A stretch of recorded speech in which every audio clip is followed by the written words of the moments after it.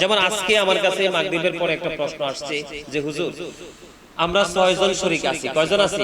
7 নম্বরে আমরা আরেকজন নিতে চাই। কি করতে চাই? আরেকজন নিতে চাই। এখন এই যে 7 নম্বরে যে একজন দিবে, এরা 3 ভাই। কয় ভাই? এই 3 ভাই মিলে এক নামে কুরবানি দিতে চায়। তাহলে শরীক হয় কয়টা? কয়টা বাড়লো? কয়টা? 3টা বেড়ে গেছে। কয়টা বেড়ে গেছে? তো বেড়ে গেছে। এটা কি দুরুস্ত হবে? হ্যাঁ, শরীয়তের সীমা লঙ্ঘন না? এটা কি শরীয়তের সীমা কি হয়ে গেল? লঙ্ঘন হয়ে গেল। আমরা 6 জন একটা গরু যদি দেই, একটা মহিষ যদি দিই, আমরা 6 থেকে 7 জন কি দিতে পারবো? শরীক দিতে পারবো। যেমন ফিকার কিতাবে আসছে 6 জন। কয়জন? 6 জন। আমরা একটা গরুতে, একটা মহিষে আমরা 6 নাম পর্যন্ত কি দিতে পারবো? কুরবানি দিতে পারবো। বকরি, বেড়া, দুম্বা যদি দিই, অনেকেই কিন্তু কি করে, অনেকেই আবার এই কুরবানির সাথে আকিকা করতে চায়। তা আমি বলবো কুরবানির সাথে আকিকা করাটা আমি মনে করি এটা মোটেও উচিত নয়। কারণ আকিকা এমন একটা জিনিস, এটা হচ্ছে পিতা পুত্রের, মা বাবার সাথে সন্তানের কি একটা বন্ধনে আবদ্ধ হয়, আকিকার বন্ধনে আবদ্ধ হয়। কোন পিতা মাতা যদি সন্তান জন্মগ্রহণ করার পরে 7 দিন বা অথবা 7 দিন, 14 দিন, 21 দিন বা কুরবানি দিতে, আকিকা দিতে পারলো না, এরই মধ্যে সন্তানটা মারা গেল, সন্তানটা যত বড় নেককার ফরেজগার আল্লাহওয়ালাই হোক না কেন, এই সন্তান কিন্তু কিয়ামতের দিন পিতা মাতাকে সুপারিশ করবে না। আল্লাহ রাসূল একবার এই বিষয়টাকে সহজ করে দিয়েছেন। পুত্র সন্তানের জন্য 1 বছরের 2টা ছাগল, আর কন্যা সন্তানের জন্য 1 বছরের 1টা ছাগল। তাহলে আমি মনে করি ইসলামের দৃষ্টিকোণ থেকে রাসূলের নির্দেশ অনুযায়ী এটাকে ডিভাইড করা উচিত, এটাকে আলাদা করা উচিত। কুরবানিকে আমরা কুরবানির মতো দিব, হয়তো পরে আমরা 1 মাস 2 মাস 6 মাস পরে ফ্রি হয়ে আমরা আকিকাটা দিয়ে দিব। এটা আমাদের সকলের মাথায় রাখা উচিত। অনেকে দেখা যায় যে কুরবানির সাথে আকিকা করতে আসে, এখানে কিন্তু অনেক ধরনের সমস্যা। বিশেষ করে আমাদের বাংলাদেশে মধ্যবিত্ত পরিবারের মানুষই বেশি, একার পক্ষে একটা গরু কুরবানি দেওয়া সম্ভব হয় না। এই জন্য শরীকে আমাদের কুরবানি দেওয়া উচিত, তবে সবাই ঐক্যবদ্ধ একমত হয়ে কুরবানি দেওয়া কি উচিত। এখন কুরবানির পশু, এখানে আরেকটা বিষয় হলো, কুরবানির পশু কেনার পরে কি হয়ে গেল?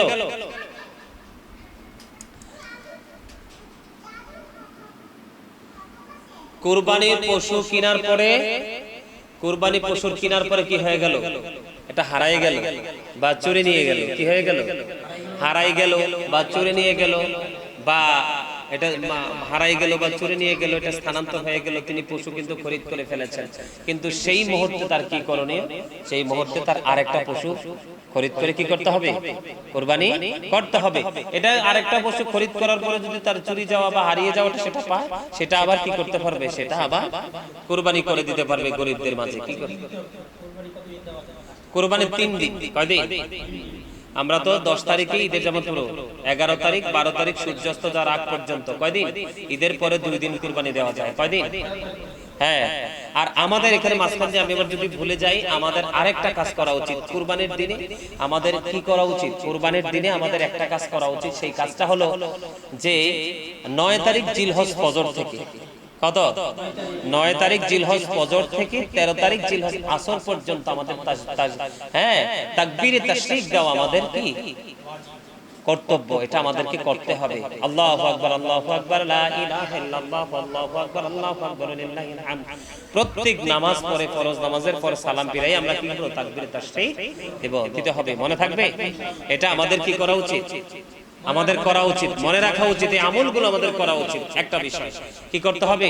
9 তারিখ ফজর থেকে 13 তারিখ আসর পর্যন্ত, এটা আমরা এখানে যারা উপস্থিত আছে আমাদের ফ্যামিলির সবাইকে এই বিষয় সম্পর্কে আমরা ইনফর্ম করব, জানিয়ে দিব। হ্যাঁ, আর একটা বিষয় হলো যে কুরবানির চাঁদ ওঠার পরে, কুরবানির চাঁদ ওঠার পরে গোফকে ছোট করা, চুল কাটা, নখ কাটা, এগুলো চাঁদ দেখার পরে এগুলো কাটা উচিত কিনা, মানে এগুলো কাটা উচিত নাকি না কাটা উচিত, এটা নিয়ে কিন্তু অনেকের মধ্যে কি আছে? দ্বিধাদ্বন্দ্ব আছে। এটা আমাদের কি করা উচিত? জানা উচিত। এই বিষয় নিয়ে একটা আলোচনা দরকার আছে না?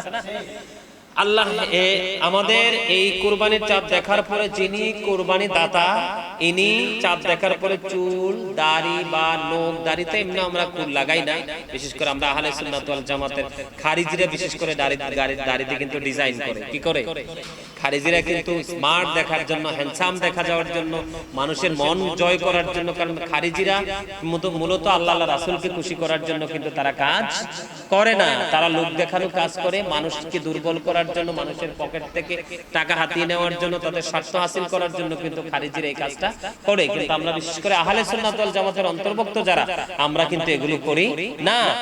এই শরীয়তের আইন, ইসলামের বিধান হলো এই কুরবানির চাঁদ দেখা যাওয়ার পরে যিনি কুরবানি দাতা তিনি চুল, পরে গোফ, তারপরে নখ, এগুলো না কাটা কি মুস্তাহাব, এগুলো না কাটা কি মুস্তাহাব। তবে যদি চুল যদি বেশি বড় হয়ে যায়, নখ যদি বেশি বড় হয়ে যায়, তাহলে কি কাটা যাবে।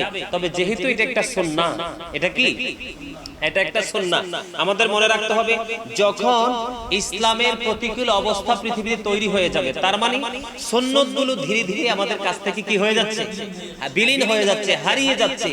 ওই পরিস্থিতিতে আল্লাহ রাসূলের পাগল বান্দা এবং উম্মত যদি একটা সুন্নতকে জীবিত করে, কি করে, একটা সুন্নতকে জীবিত করে, জীবিত করা মানে আমি আমল করলাম, কি করলাম।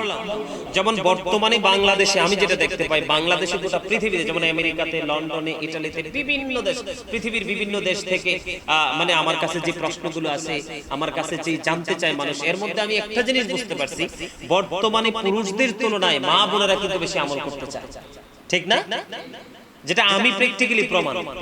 পুরুষরা প্রতিদিনই যত প্রশ্নের উত্তর আমি দেই, এর মধ্যে ম্যাক্সিমামই 2 ভাগের 3 ভাগের 2 ভাগই হলো কি মহিলারা, মা বোনেরা। তারা বিভিন্ন লেখনির মাধ্যমে, বিভিন্ন মাধ্যমে আমার কাছে তারা কি করে, প্রশ্ন করে। তো সবাইকে দিতে পারি না, ব্যস্ততার কারণে, নিজের ইয়ার কারণে সময় দিতে পারি না, তবে যাকে সময় দেই আমি দেখছি যে তারা। তো এজন্য আমাদের প্রত্যেকের এই মুস্তাহাব, এই সুন্নাতটা আমাদের ধরে রাখা কি উচিত। ধরে রাখলে লাভটা হবে কি, আল্লাহ রাসূল বলেছেন, আল্লাহ রাসূল বলেছেন কিয়ামতের কাল হাসরের দিন যেই ব্যক্তি বিলীন হওয়া সুন্নাতকে জীবিত করবে, তাকে দেখে অন্যজন সুন্নাত আমলটা করবে, সেখান থেকে সে বেনিফিট পাবে।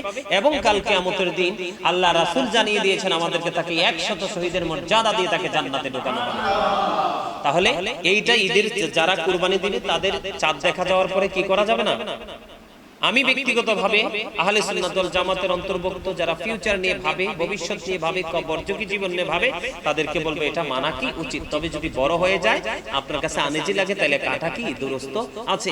তবে আমার মতে যারা ইমানদার, যারা সচেতন ব্যক্তি, তারা চাঁদ ওঠার আগে কিন্তু এগুলোকে ছোট করা। যেমন আমি কিন্তু একবারে ছোট করে ফেলছি, আমার ভাই ছোট করে ফেলছেন, আমার বুঝের পরে দেখছি আমার বাবা, আমার বুঝ থেকে দেখছি আমার বাবা, যেটা আমার চোখে দেখা, যে উনি কোনোদিনও কি করেন, চাঁদ দেখার পরে কোনোদিন নখ, দাড়ি এগুলো কখনো কাটেন নাই। এবং আমি ছোট থাকতে একটা জিনিস মানে অনুভব করতাম, কুরবানির রোজার ঈদের দিনে যেটা আমরা করা আমাদের জন্য সুন্নাত, কুরবানির ঈদের দিনেও কিন্তু আমরা সেটা করতে পারবো। তবে একটা জায়গা ব্যতিক্রম কি, যেমন আমি ছোট থাকতে, তখন তো আর বুঝতাম না, ছোট থাকতে দেখতাম যে আব্বা কি করতো, মানে কুরবানির ঈদের দিন কিছু খাইতেন না, সকাল থেকে কি করতেন না, অনেক ডাকাডাকি করতাম, বা বাসা থেকে ডাকতো, আব্বা যাইতো না, কিন্তু মা সবসময় চুপচাপ থাকতাম, মানে আব্বারে কখনোই বিরক্ত করতো না। তখন আমি ভাবতাম আসলেই ব্যাপারটা কি, হ্যাঁ। তার মানে এটা হাদিস শরীফ, অত্যন্ত চমৎকার একটা হাদিস শরীফ। সেটা হলো কি, আল্লাহ রাসূল কুরবান রোজার ঈদে কোনো কিছু না খেয়ে যেতেন না ঈদগাহে, আর কুরবানির ঈদের দিন আল্লাহ রাসূল তিনি ঈদের নামাজ না পড়ে কিছু খেতেন না। যিনি কুরবানির দাতা, যিনি কুরবানি দিচ্ছেন, ওনার জন্য উত্তম একটা ইবাদত হলো, উত্তম একটা তাকওয়া হলো, উত্তম একটা আমল হলো যে তিনি ঈদের দিন কি করবেন না, কোনো কিছু খাবেন না। সকালবেলা তিনি নামাজ থেকে সেই পশু জবাই করে সেই পশুর গোশত দিয়ে খাবার খাওয়াটা কুরবানি দাতার জন্য অনেক বড় একটা উত্তম কাজ। সুবহানাল্লাহ। তো কুরবানির আল্লাহ রাসূল ঈদুল ফিতরের নামাজ যখন পড়তেন তিনি না খেয়ে যেতেন না, আর কুরবানির ঈদে ঈদুল আজহার নামাজ যখন পড়তেন তিনি নামাজ না পড়ে কিছু খেতেন না। এইগুলো হচ্ছে আমাদের জন্য পালনীয়, এগুলো হচ্ছে আমাদের জন্য কর্তব্য, এগুলো আমাদের কি করা উচিত, এগুলো আমাদের খেয়াল রাখা কি উচিত। আরেকটা বিষয় হলো, দুইজনই, যেন আমরা এখানে আছি, দুজনই বকরি কিনছি, অথবা দুজনই গরু কিনছি, অথবা দুজনই গরু মহিষ কিনছি, অথবা বেকরা দুম্বা কিনছি, যে যার পছন্দ সামর্থ্য অনুযায়ী কিনছি, কিন্তু ভুলবশত একজন যদি আরেকজনের পশুটা কুরবানি দিয়ে ফেলে, সেই ক্ষেত্রে একজনের পক্ষ থেকে আরেকজনের উপর কোনো জরিমানা করা হবে কিনা, ইমাম আবু হানিফা রাহমাতুল্লাহ আলাইহি থেকে অত্যন্ত চমৎকার একটা ফয়সালা এসেছে। তিনি বলে দিয়েছেন যে যদি বকরি একজনেরটা যদি আরেকজন ভুলবশত কি করে ফেলে, কুরবানি করে ফেলে, তাহলে উভয়ের কুরবানি কি হবে? উভয়ের কুরবানি হয়ে যাবে। একজনের পক্ষ থেকে আরেকজনের উপর কোনো জরিমানা করা লাগবে না। সুবহানাল্লাহ। এই জন্য আমি প্রায় সময় বলে থাকি, Islam is not only a religion but also complete code of life. কুরবানির প্রতি শব্দ কত চমৎকার। Offer to the Allah. এটা কি? Offer to the Allah. এটা কার পক্ষ থেকে? আল্লাহর পক্ষ থেকে আমাদেরকে কি করা হয়েছে? অফার দেওয়া হয়েছে। সে অফার গ্রহণ যারা করতে পারবে তারাই কিন্তু আল্লাহর প্রিয় যোগ্য।